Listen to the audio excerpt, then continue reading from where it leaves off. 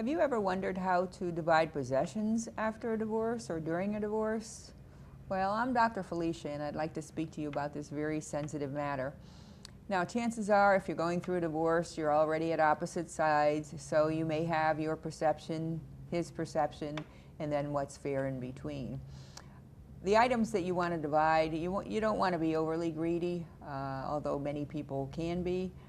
If you are doing the divorce yourself, you usually are speaking on a more communicative level than the persons who are going through a divorce with an attorney.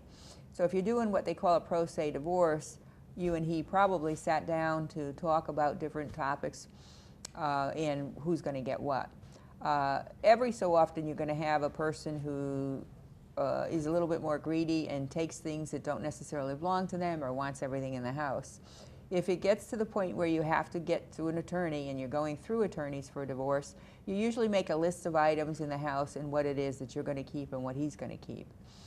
The other side of that is every so often there's couples who fight over one particular object, like a special sofa, and they'll go on and drag it on in court for 8 or 10 years. You don't want to get caught up in that kind of a spiteful, kind of revengeful, ongoing fight, because what happens is the attorney bills are mounting the whole time you do that, and the only one who really makes out of that is the attorneys.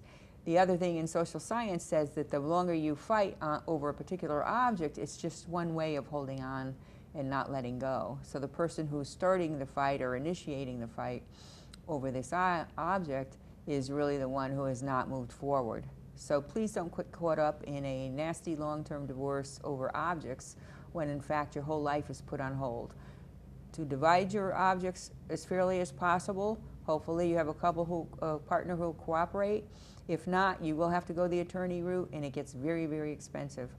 In the meantime, I wish you the best on that, and hopefully you'll keep the lines of communication open between you and your potential ex-spouse and work it out amicably.